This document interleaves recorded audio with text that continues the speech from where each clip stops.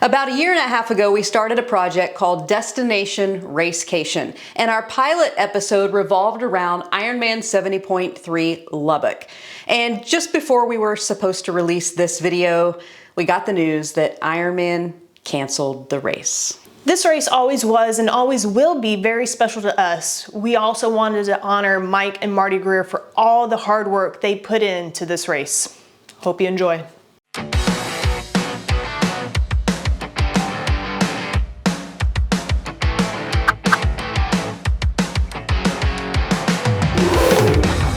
Welcome to Destination Racecation, your personal virtual tour of endurance race locations. We'll bring you the insights and the sights of our race destinations, including course reconnaissance, local flavor, and other tips along the way. Today we're coming to you from the South Plains of West Texas.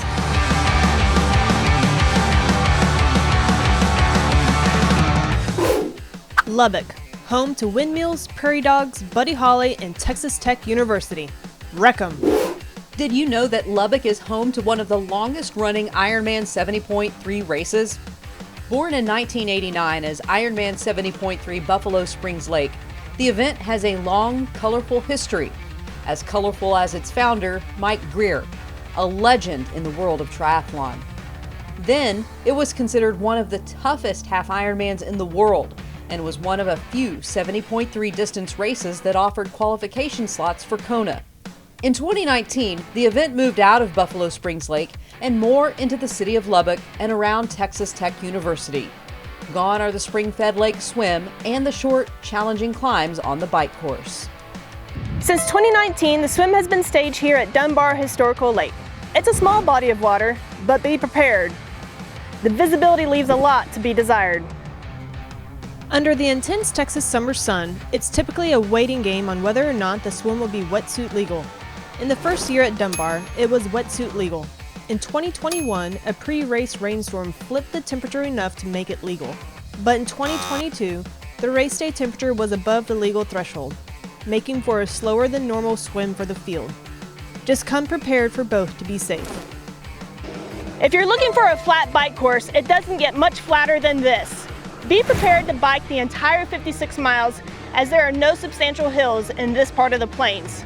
But just because it's flat doesn't mean it's easy. This part of Texas is famous for its winds, which can come from any direction at any time of year. And it's not uncommon to see them gust over 20 or even 30 miles per hour on race day. So even though the climbs are gone, don't assume this course will be a cakewalk. When the race reestablished itself in Lubbock, the Texas Tech campus became a prime selling point for Lubbock 70.3, particularly the run course, which was initially 3 loops around campus grounds. New in 2022 was a point-to-point run that took you from Lake Dunbar to Texas Tech.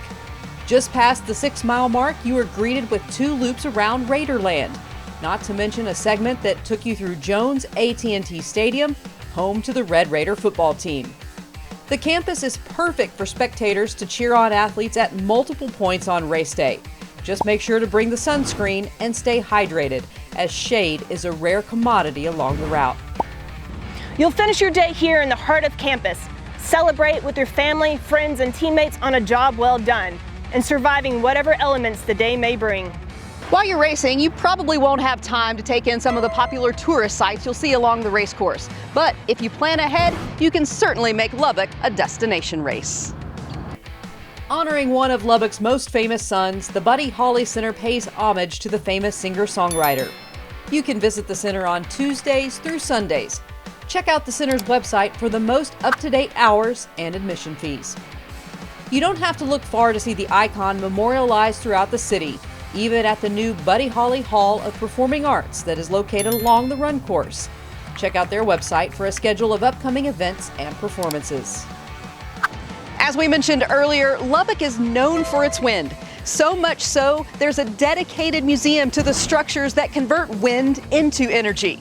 We're talking windmills. Touted as the largest windmill museum in the world, the American Windmill Museum is within eyesight of Lake Dunbar.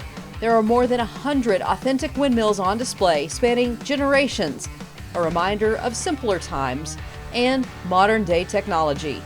For more information, hours, and admission, you can check out their website at, appropriately enough, windmill.com. If you know us, you know we love craft beer, and part of every Team Saunders Racecation is taking in the local flavor in the form of grain, hops, yeast, and water.